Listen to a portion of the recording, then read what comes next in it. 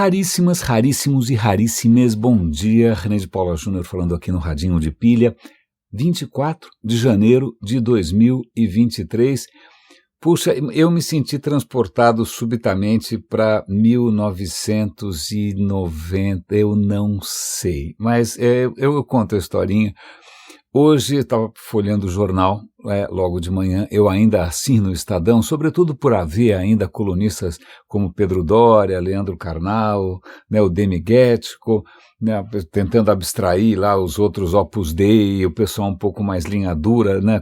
Aliás, é engraçado ser chamado de conservador, porque isso para mim é o pensamento destruidor, né? Mas eu me deparei com uma fisionomia conhecida, né, segurando ali, né, uma foto com o cara segurando uns álbuns também conhecidos.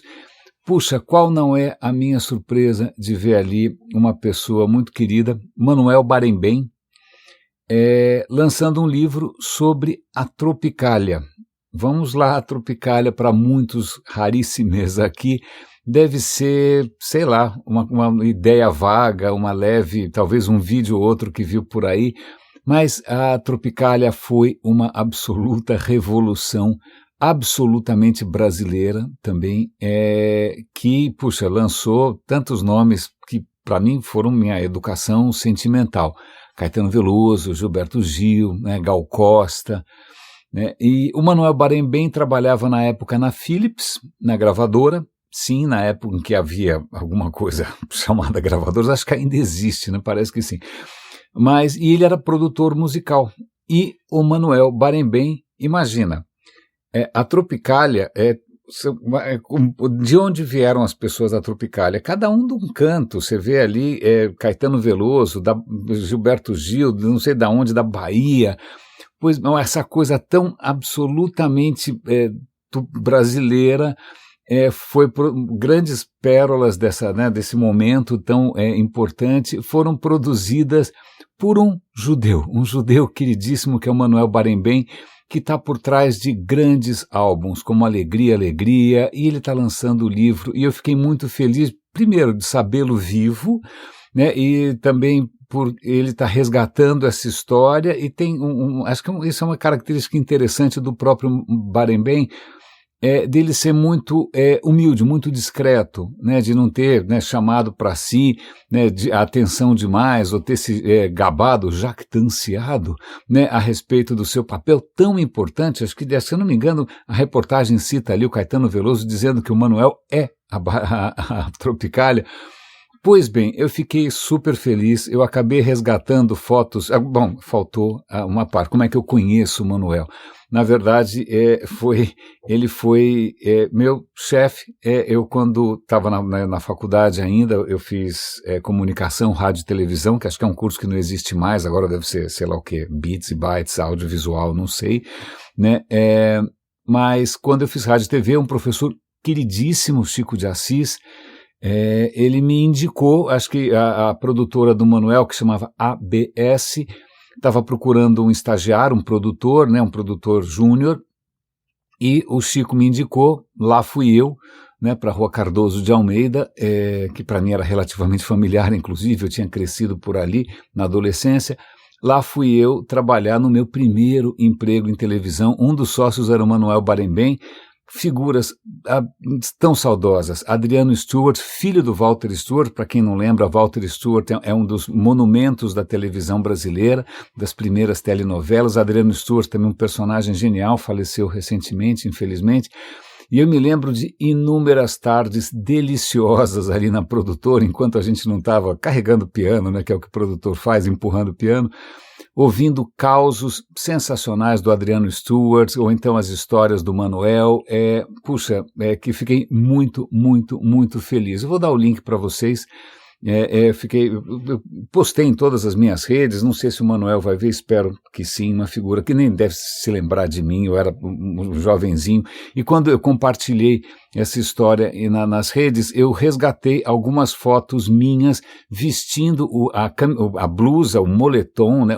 para não dizer o uniforme da ABS, em várias produções diversas. Eu muito, muito, muito jovenzinho, a muitos quilos mais magro, foi uma maneira interessante, assim, não interessante é uma palavra fraca, mas muito querida de começar o dia, né? Sobretudo porque tem aí nessa história pessoal umas entrelinhas da história de todos nós, né? Do que é Brasil, do que é cultura brasileira, do que é brasilidade. Né, veja bem, né, um produtor judeu numa gravadora holandesa, né, produzindo uma revolução que só seria possível na hora em que a gente dá voz a pessoas com trajetórias completamente diferentes nos cantos mais diversos do Brasil. Uau, né? Uau. Esse mundo tem uma questão. Isso eu vou colocar aqui, é uma questão um pouco pessoal, é uma tese que eu acho que de vez em quando eu compartilho aqui no Radinho. Eu acho que, do ponto de vista evolutivo, a nossa espécie evoluiu para durar uns 40, 50 anos. Né? Ok, tem ciência, medicina, né, saúde, esportes, e a gente está durando mais, né? Higiene pública, não é? Nos lugares onde existe, né? Não num país onde metade dos 200 milhões de pessoas não tem acesso à água encanada e esgoto. Mas, pois bem, isso faz com que você viva mais do que 50 anos. E o que acontece, alguns de vocês certamente já estão experimentando isso, é que se você vive mais do que 50 anos, você começa a observar uma coisa curiosa. O mundo que você chamava de seu, né, esse mundo que foi aí o seu berço, o seu útero, né, a sua ostra, esse mundo começa a ficar para trás. O mundo morre antes de você. As suas referências começam a mergulhar na noite do tempo. E fica você olhando em volta sem entender mais absolutamente nada. Que influencer era esse que apareceu no Instagram, ou quem é esse casal no BBB, ou seja o que for. Então é isso. Então preparem-se, vocês que são novinhos, preparem-se, prestem atenção, vejam se vocês vão observar esse estranho fenômeno que é da mortalidade do universo, não a sua. Né? A nossa não é um problema, não é um problema para nós, porque a gente não vai estar aqui para se preocupar com isso. Mas o mundo morrer antes é uma coisa bastante dolorosa. A pandemia levou tanta gente importante. E a gente olha em volta e quando a gente pensa em brasilidade, eu fico feliz que ainda o Gabeira, né, também outra figura-chave aí, né, para o que eu considero, né, a cultura nacional, a política nacional, a história nacional. Ontem ele estava comentando no Globo News, o Globo News das 6 é o Globo News em Pauta? Não, acho que é o Jornal das 6, né, pelo Tralli, maravilhoso, adoro aquele jornal. Né, o Gabeira contando que a maneira como o Bolsonaro, que não é um conservador, é um destruidor, reagiu a essa história simplesmente vergonhosa, né, dos Yanomamis sendo dizimados por doença, por miséria. O Bolsonaro disse isso é uma farsa. E aí é bom que haja gente com memória, né, gente que faça essa ponte com esse Brasil que está sumindo, porque o Gabeira lembrou que um certo militar, agora não vou lembrar o nome, né, provavelmente da elite, da inteligência, o que é um contrassenso, os nossos militares realmente parecem ter algum tipo, bom, deixa para lá, mas que ele teria escrito um livro em que ele diz que Yanomamis não existem, simples assim. Na doutrina militar, sei lá de quando, eu vou dar o link aqui para vocês assistirem o Gabeira contando essa história, tá? É sempre bom ouvir o Gabeira. Alguém ponderado, né? Alguém humano, alguém decente, não é? Contando a história de esse general que veio com essa teoria da conspiração de que Yanomamis nunca existiram.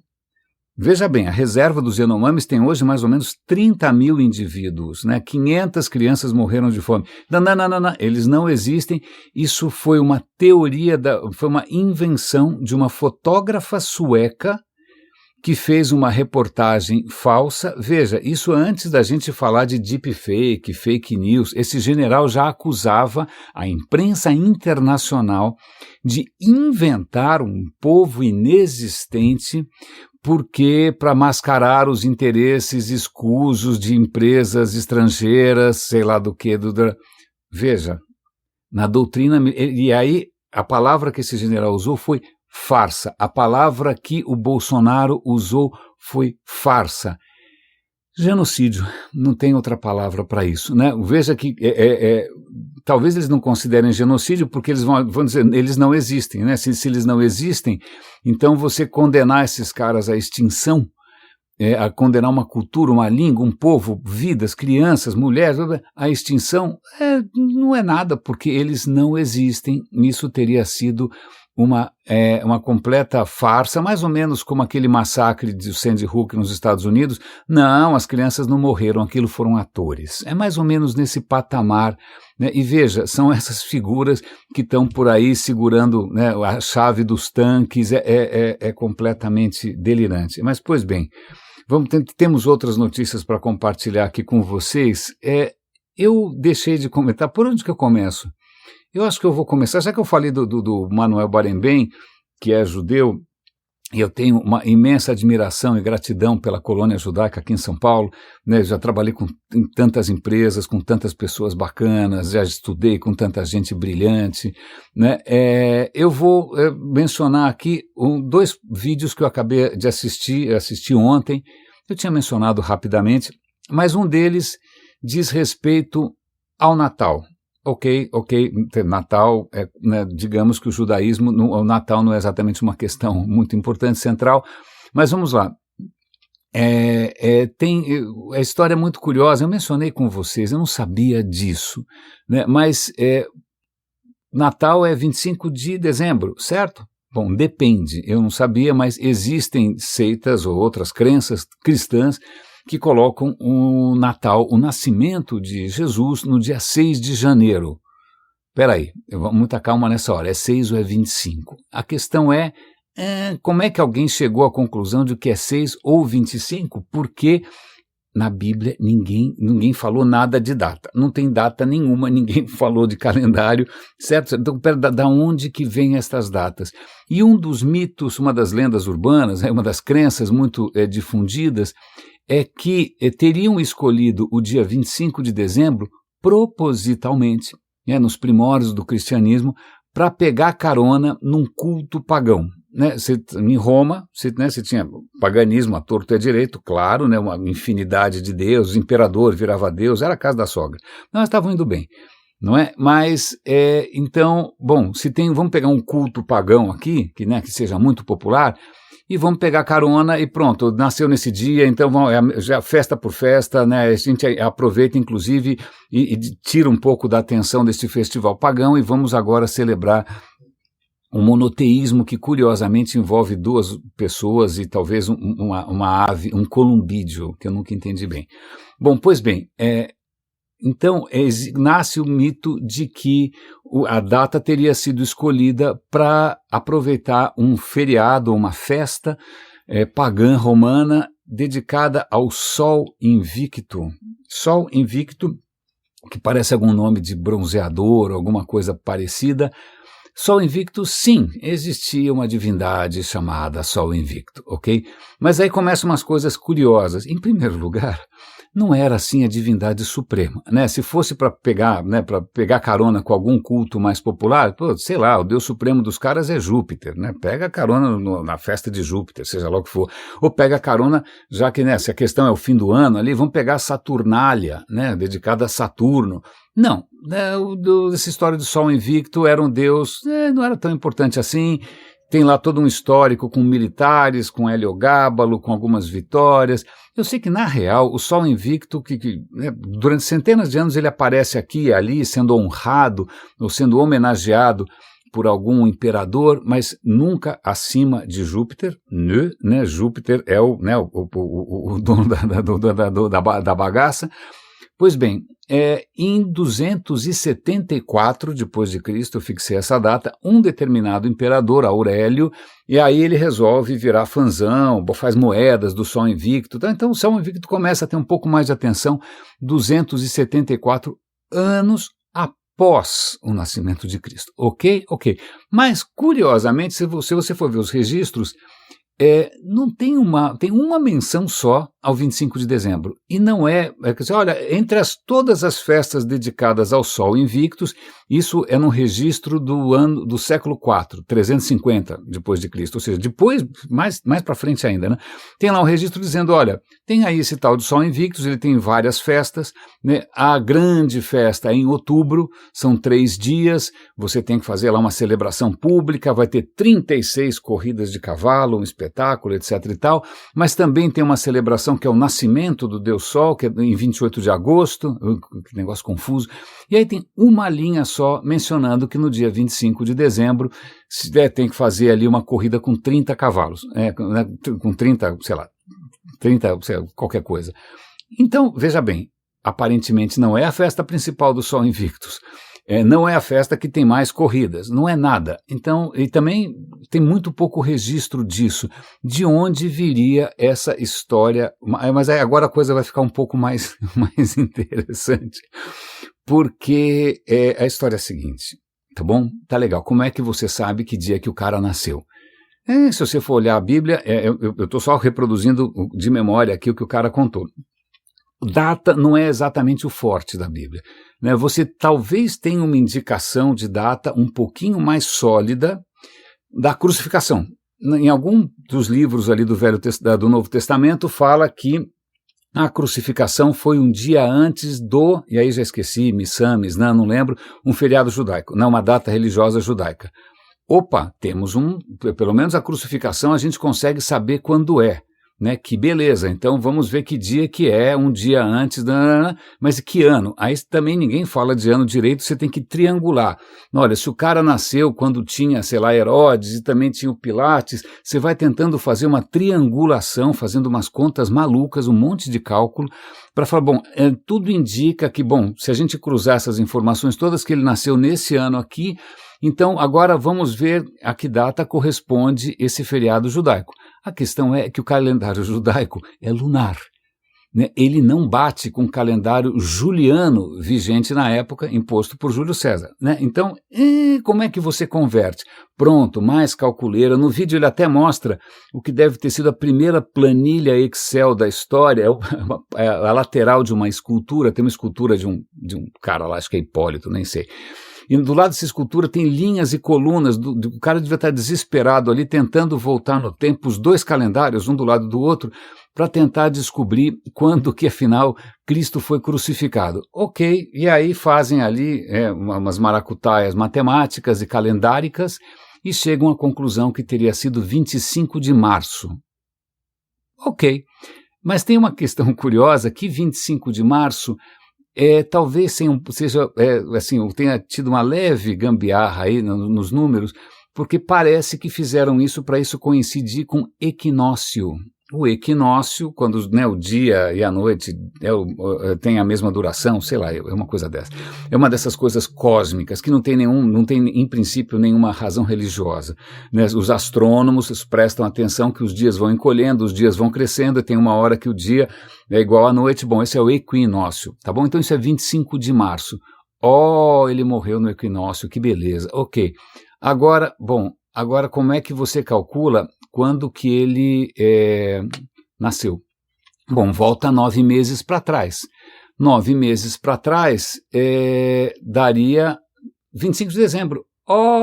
E curiosamente, 25 de dezembro é o solstício de inverno no hemisfério norte. Então tem aí uma coincidência estranha. Talvez os caras tenham manipulado um pouco as contas para você fazer com que o cara morresse no equinócio, quer dizer, no fenômeno universal, sei lá do universo, e ele tivesse nascido também numa data onde os dias começam a ficar mais longos. Veja, o cara, ele é o Deus que é o sol da nossa criação, etc e tal. Então vejam, foi uma conta de chegada, né? Na real, os caras também estavam interessados no seguinte, tem aí uma certa fantasia de pessoas que têm vidas perfeitas. Vida perfeita é quando o cara nasce e morre no mesmo dia. né? Não é que o cara, não é que o cara morreu no parto. Não, sei lá, eu nasci no dia 17 de outubro, sei lá quando, morro no dia 17 de outubro. Ok, então isso seria uma vida perfeita. Então veja, no caso de Jesus isso não foi, não, ele não morreu em março, isso está óbvio, né? Mas então aí os caras fazem uma maracutaia, eles contam a concepção. Bom, se ele morreu no dia 25 de dezembro, é porque ele foi concebido no dia 25 de março. Então veja, ele teria sido concebido daquele jeito muito peculiar, que envolve intervenções extraordinárias e pombos e não sei o quê. Então, veja, ele teve uma vida perfeita, ok, ele não nasceu e morreu no mesmo dia, mas ele foi concebido no dia 25 de março e morreu depois na cruz no dia 25 de março. Ah, uau, né? Ok. Então, veja bem, é por isso que isso não é universalmente aceito, você tem outros natais comemorados por aí, né? E é interessante porque, na real, não é que estavam tentando roubar a atenção de algum feriado pagão. Não, na verdade, tanto a festa pagã quanto a festa cristã estavam pegando carona num evento cósmico. É simples assim. Eu achei a história bastante interessante, ponto, né, para esse canal extraordinário que é esse Religion for Breakfast. O cara é um estudioso, ele citou milhares de livros, restos arqueológicos, né, muito bacana. Mas já que a gente estava falando aqui, já que a gente está voltando para essa época e falando também aqui de judaísmo, uma questão interessantíssima é porco. Porque não só o judaísmo, mas acho que o islamismo também banem a carne de porco. Alguém tem alguma pista aí? Porque, tem um monte de gente, um monte de cultura por aí comendo porco à torta e à direita, mas por que os caras baniram? Se você tivesse me perguntado, eu teria dado uma resposta muito parecida com aquela que acho que minha mulher deu também. Ela é muito, muito religiosa, uma estudiosa do assunto.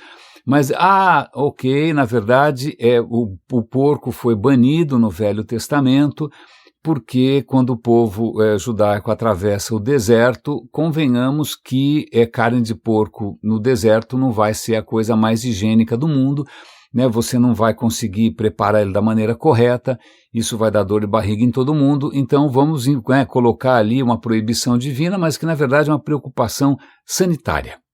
Né? Então é só por uma questão de saúde, porque os caras estavam no deserto. Parece justo, né? Parece justo, né? Porque afinal não teria por que, né, um criador onipotente ter colocado no mundo uma criatura, sei lá, com algum tipo de problema e depois ter que avisar todo mundo para não comer, fica meio esquisito, parece um recall, não é?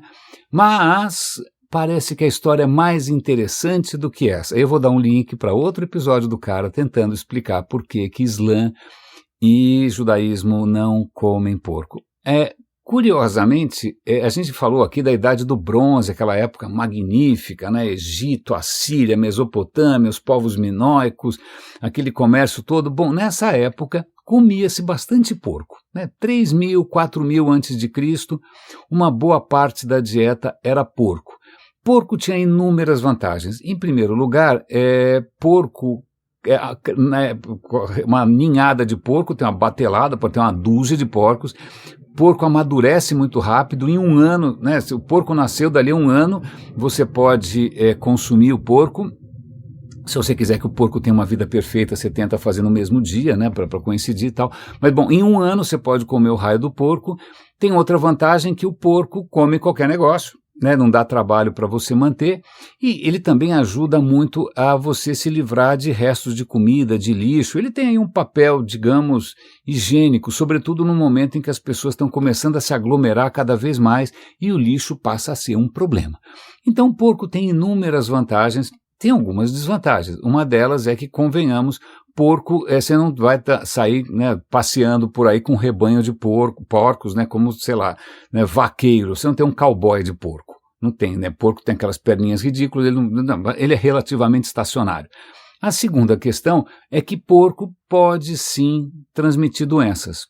Ok, tem lá uma lombriga lá que eu já esqueci o nome, tem uma lombriga do porco, eu já esqueci como é que chama, faltei nessa aula, vocês me desculpem.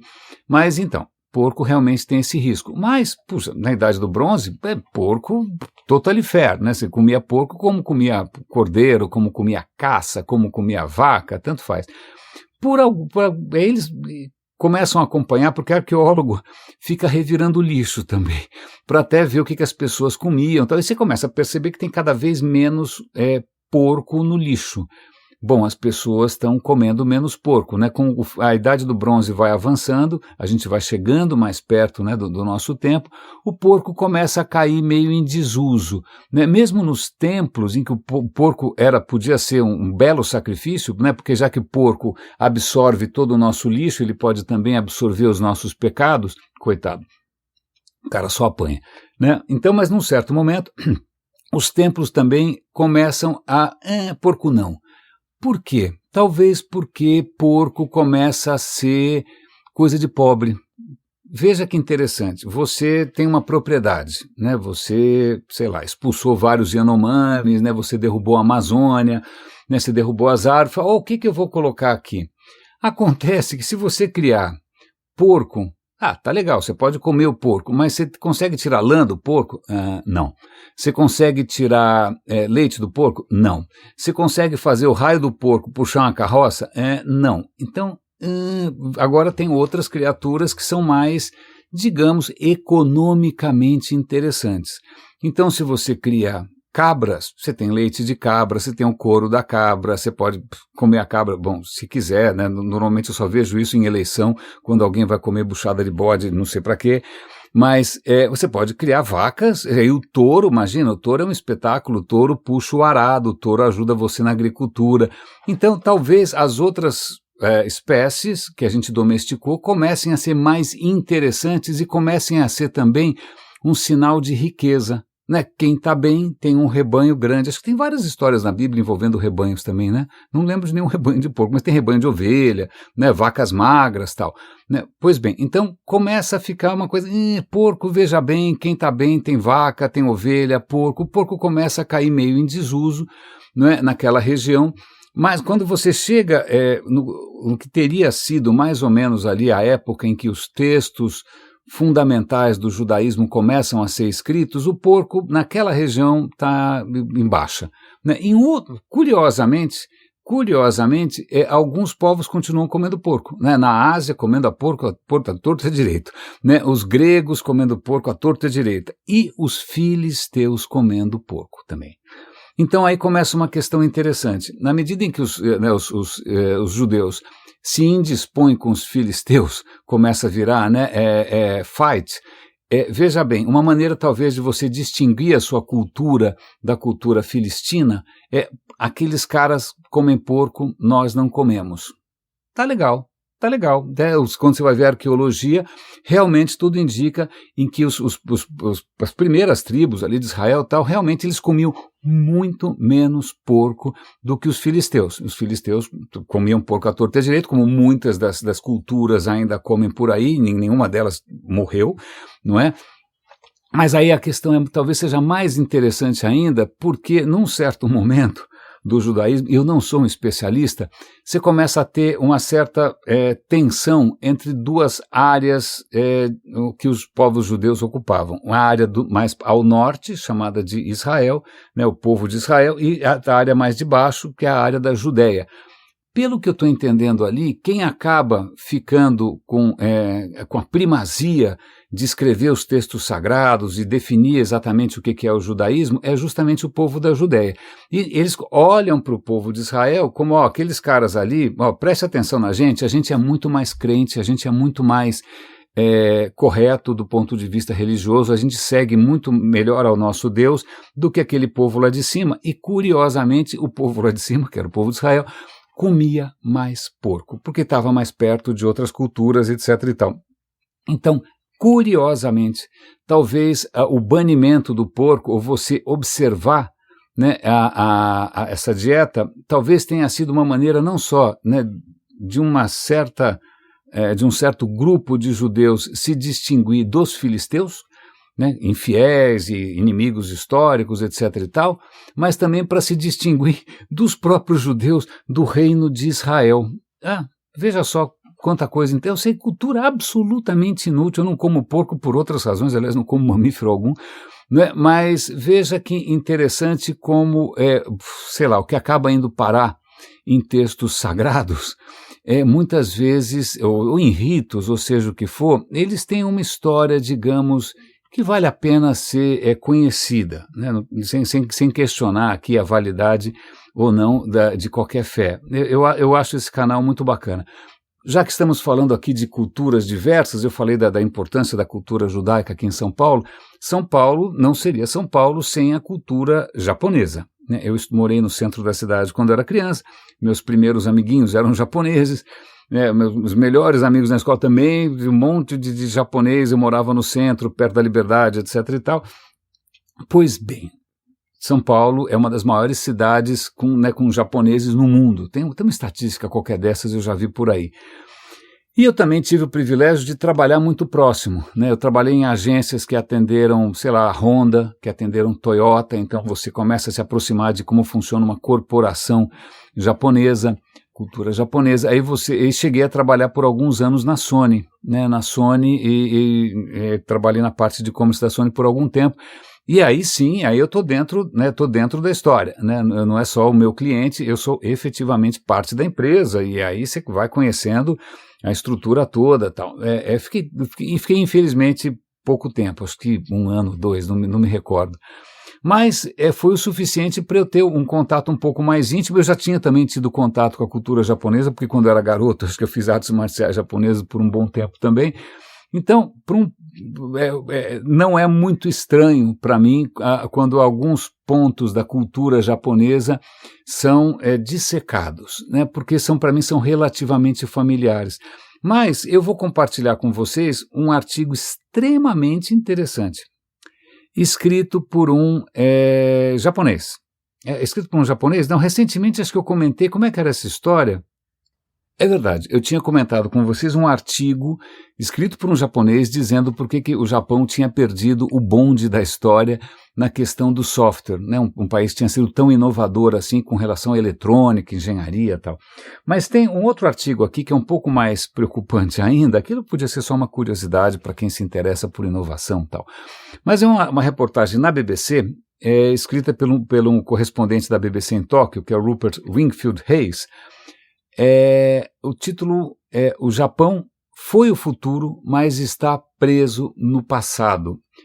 A questão mais interessante aqui é ver o testemunho de alguém que chegou no Japão, estranhou, teve que de alguma maneira se adaptar, conheceu de perto os encantos, mas também as idiosincrasias e agora está deixando o Japão para trás.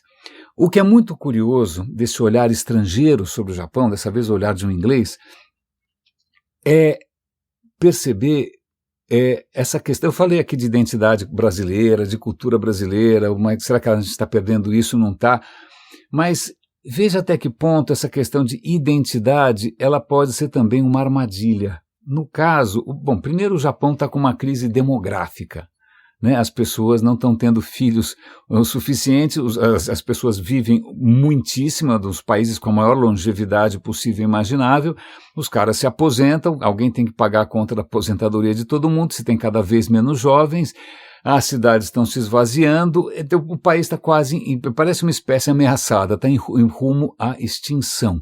Né? E ok, vamos fazer alguma coisa a respeito.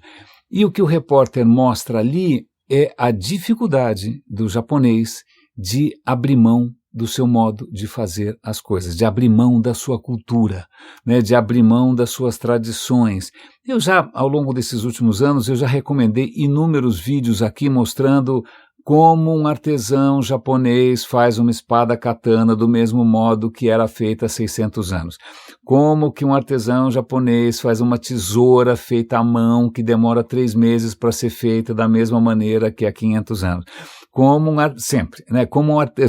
um empresário japonês faz matchai da mesma maneira que é feita orgânica há 500 anos com instrumentos de pedra. Bonito, né? Quase poético, né? Quase puxa, que delicadeza, que apreço à cultura.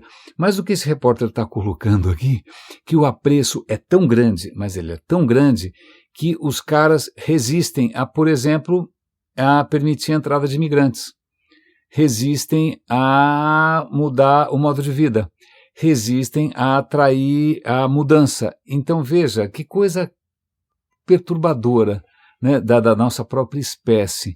A gente prefere morrer a voltar atrás, né? A gente prefere correr o risco de desaparecer a mudar. É impressionante o quanto algumas culturas, isso é relativamente universal, mas varia imensamente. Eu já mencionei aqui para vocês um autor holandês, que é o Geert, como é que se chama? Geert o quê, meu Deus do céu? Agora deu branco. Geert, eu vou lembrar logo, vou dar o link para vocês. O livro se chama Culturas e Organizações. É um antropólogo, um sociólogo, um pesquisador holandês que resolveu mapear as culturas do mundo inteiro e tentar comparar as culturas do mundo todo segundo alguns poucos critérios. Que critérios são esses? Relação com a hierarquia. Adivinha, o Japão é altamente hierárquico, né? Quem já trabalhou numa empresa japonesa como eu sabe disso. Hierarquia é levada a sério. Bom, relação com a incerteza, relação com o sexo oposto, a relação com o que eles chamam de save face, né? De você dar a cara para bater, de você expor suas emoções ou não, né? Então, o Japão pontua bastante alto em várias questões, né? O medo da incerteza, imagina, um medão. Hierarquia, medão. Relação com o sexo oposto também é um país bastante machista.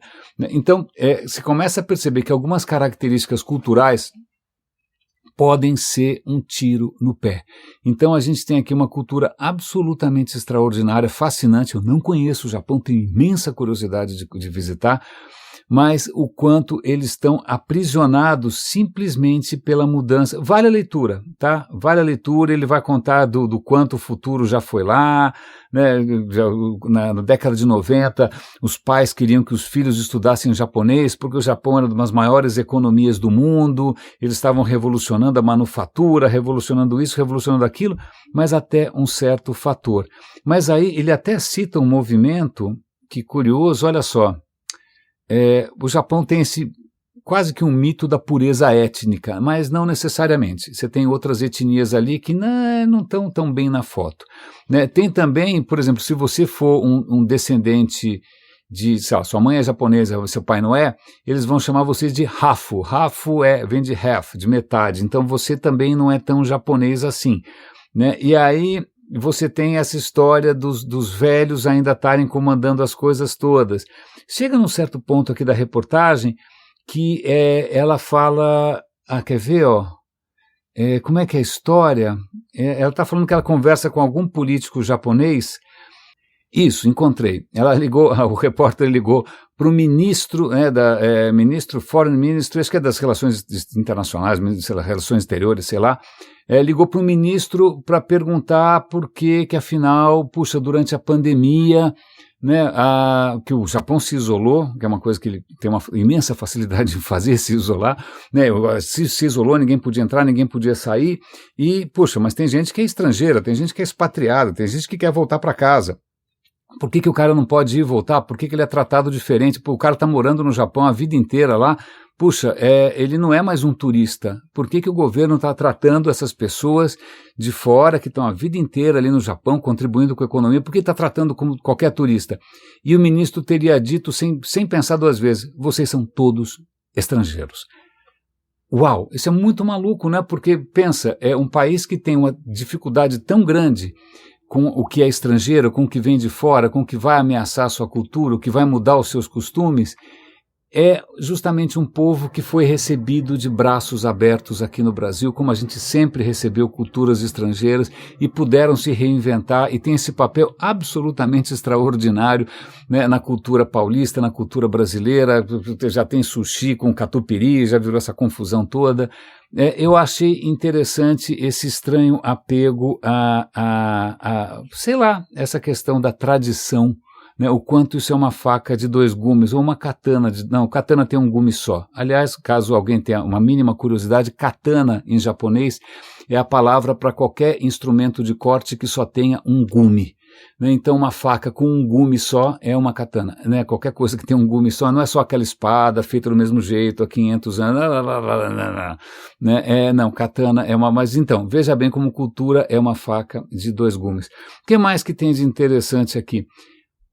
Essa é um texto que me deixou bastante, não sei, inspirado. Eu já manifestei aqui em alguns momentos um certo fascínio pela questão budista, mas eu logo voltava atrás quando eu percebia que, sei lá, nas entrelinhas do budismo existe um certo desprezo pela existência, como se a existência fosse algum tipo de punição, né? Como se, tá vendo, é tudo uma ilusão, é tudo uma ilusão, é tudo uma ilusão, e aí você tem que sair desse ciclo de encarnação. Eu falei, para com isso, né? Tem dó, deixa de ser ingrato, né? Viver é legal, o mundo é legal, o universo é legal, por que você está jogando o universo no lixo? Ok, então isso sempre me deu uma certa resistência mesmo a algumas ideias budistas que são bastante inspiradoras. Mas tem um artigo aqui interessante da Big Think sobre um conceito budista chamado de anatta. Não sei se é assim que fala, meu chinês ou meu nepalense é relativamente precário, não é? O que acontece? O que é o anatta? Eu nunca tinha parado para pensar, mas o budismo nasce no meio do hinduísmo, assim como o cristianismo nasce do judaísmo, não é? O judaísmo é mais antigo que o cristianismo, tanto que a Bíblia tem, né, o judaísmo e o Novo Testamento juntos. Você tem o budismo nasce num contexto hinduísta, o hinduísmo é mais antigo. Então ele tem muitas coisas comuns, né? Não tem surpresa nenhuma nisso. Uma das noções, por exemplo, é a noção do Dharma, que existem leis cósmicas, né? Seja lá o que for, e uma das leis cósmicas é a lei do karma, né? Aquilo que você faz vai ter implicações lá para frente, e a maneira de você, porque você vai reencarnar, né? Porque, aliás, esse ciclo de reencarnação é chamado de moksha, eu não sabia, né? Então, o budismo e o hinduísmo têm essa coisa comum, né? Você tem a noção de reencarnação, você tem a noção de karma, ou seja, se você fizer bobagem agora, você vai reencarnar provavelmente, sei lá, no gabinete do ódio, não sei o que você vai fazer, e aí também tem a noção de dharma, que são as leis cósmicas do universo. Mas o budismo e o hinduísmo divergem num ponto interessante, a questão da alma.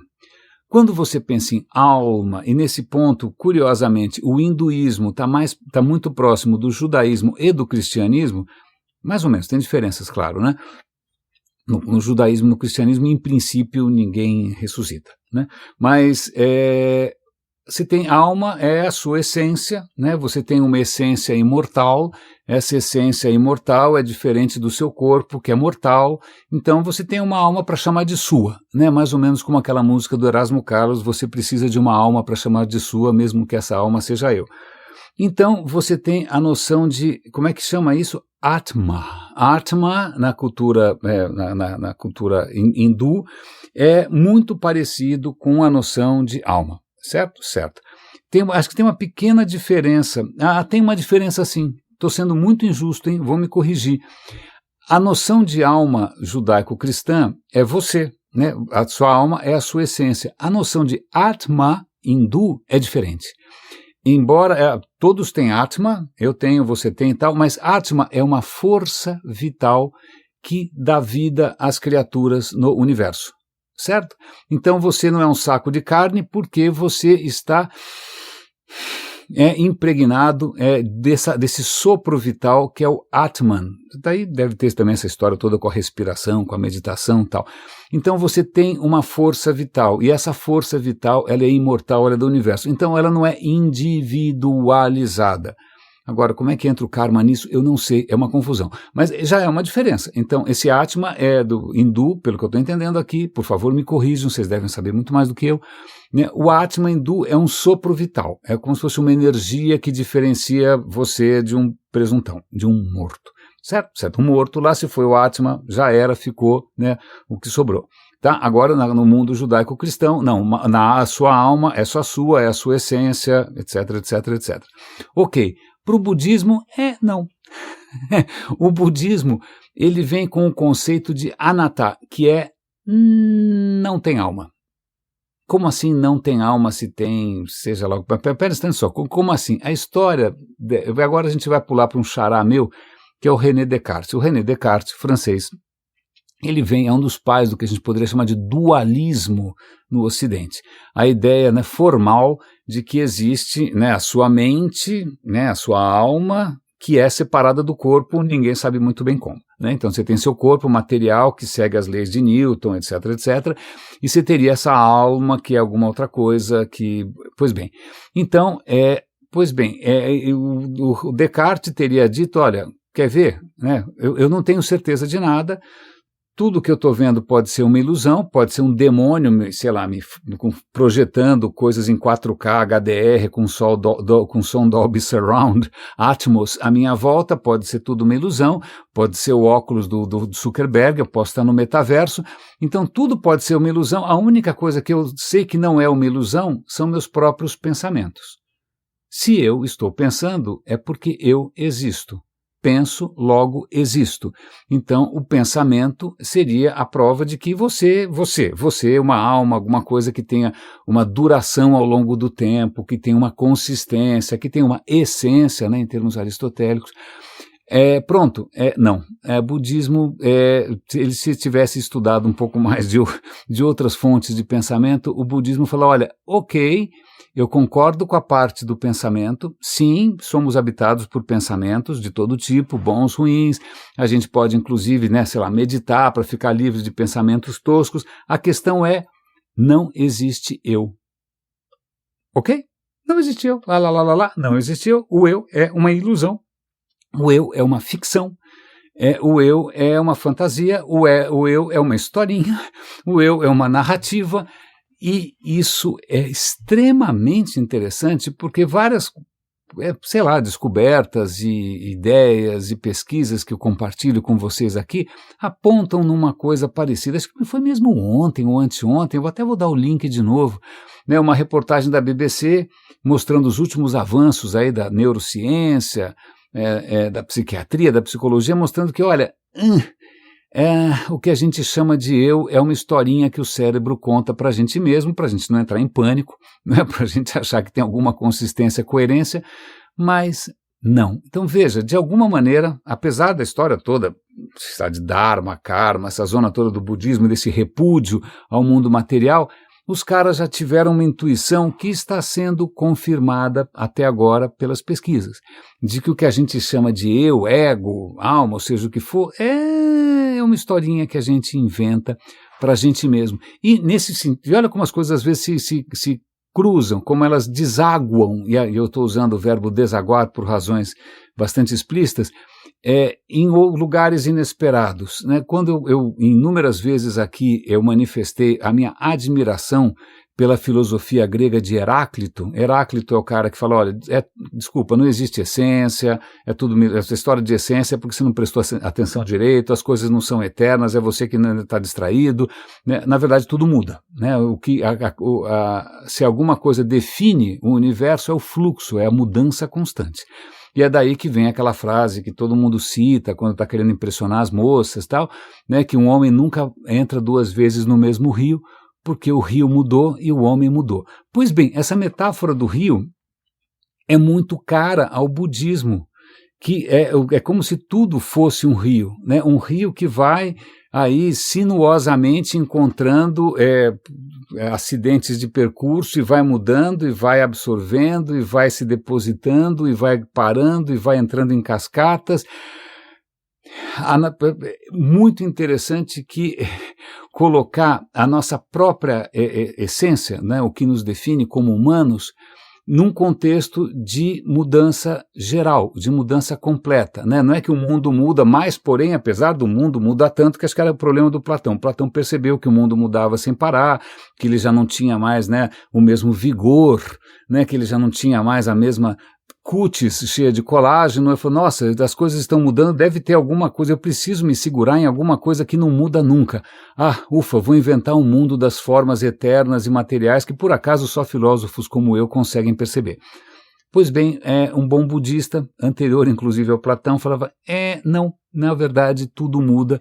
E o que é interessante, quem escreve esse texto aqui é um professor justamente de filosofia, e ele fala, olha, isso tem, abstraindo essa questão de, sei lá, uma eventual convergência com a ciência, né, uma eventual convergência com outras correntes filosóficas completamente diferentes, sei lá, uma eventual divergência com relação a outras crenças e modos de pensar, ele coloca isso como uma maneira interessante, às vezes, de a gente ser um pouco mais leve conosco mesmo e com os outros.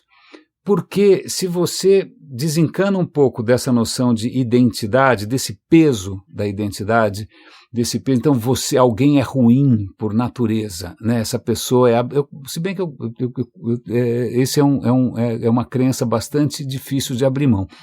Eu vou precisar de muito tempo para abrir mão dessa história de que existe gente que é ruim mesmo, né? Não importa o que aconteça, a pessoa sempre vai tomar a pior decisão possível. Bom, mas ok, mas não cheguei lá ainda, quem sabe, não é? Mas a ideia dele é que isso pode nos ajudar a ser mais leve com a gente mesmo, né? Coisas que aconteceram, ficaram para trás, elas não têm mais existência, elas não têm mais consistência. Se você errou naquele momento, hoje você é outra pessoa, porque você talvez tenha aprendido, espero que sim, né? Talvez porque o contexto mudou, né? Talvez porque afinal, sei lá, então veja como isso, eu estou digerindo isso, não sei se isso para você faz algum sentido, né, se isso cala no seu coração, né, essa ideia da gente parar de ser, como se diz em inglês, judgmental, né, de julgar as pessoas e colocar as pessoas em caixinhas e nunca tirar das caixinhas e alimentar um rancor perpétuo e né, condenar a pessoa para o resto da vida, ou se condenar, ou se penitenciar para o resto da vida, porque você acha que agora você foi para o inferno, porque há 25 anos você fez tal coisa, e ai meu Deus do céu, agora minha alma vai arder no inferno, que aliás também eu sempre acho que o inferno foi uma ideia bastante interessante, o único problema é o impacto ambiental, quem sabe se eles fizessem um inferno elétrico, um inferno nuclear também, né, quem sabe, mas voltando, não sei, quem sabe aí, né, pelo menos num certo aspecto do budismo, a gente encontra uma maneira de ser um pouco mais leve e de reconhecer uma coisa comum a todos nós, sair um pouco fora dessas narrativas um pouco ilusórias de identidade, de permanência, né, essa aversão à mudança, essa aversão à inovação, aversão ao que vem de fora. Né, quem sabe isso nos torna um pouco mais leves, um pouco mais leves. E, se bem que essa noção também hindu de que não importa qual seja a nossa cor, etnia, se sejamos Yanomamis ou se sejamos, seja lá o que for, né, existe um sopro comum a todos nós. Né, não, mas pensando bem, os hindus também são racistas pra caramba. Mas, bom, em suma, eu só estou tentando achar alguma maneira da gente se tornar um pouco mais leve, né, abrir um pouco mais as janelas, né, ventilar um pouco mais as nossas ideias, né, de se deixar fecundar pelo que vem de fora, haja vista, né, que maravilhas que aconteceram, sei lá, na minha história, porque a gente abriu as portas para judeus, italianos, japoneses, negros, ok, temos aí coisas para melhorar em termos de aceitação, mas, puxa, o quanto a diversidade torna esse lugar que eu vivo muito mais interessante. Eu acho que se eu morasse num lugar tão único, tão travado no tempo, tão aferrado à tradição, né, tão todo mundo igual, eu acho que eu não conseguiria respirar. Raríssimas, raríssimos e raríssimos, espero que esse episódio tenha valido a pena. Muito obrigado aos 18 super raríssimos, né? Muito obrigado a quem contribui. Esse é um canal que não é monetizado, não tem patrocínio, não tem nenhuma, sei lá, nada. Sou eu aqui abrindo o coração todo santo dia de improviso. Um grande abraço e até amanhã.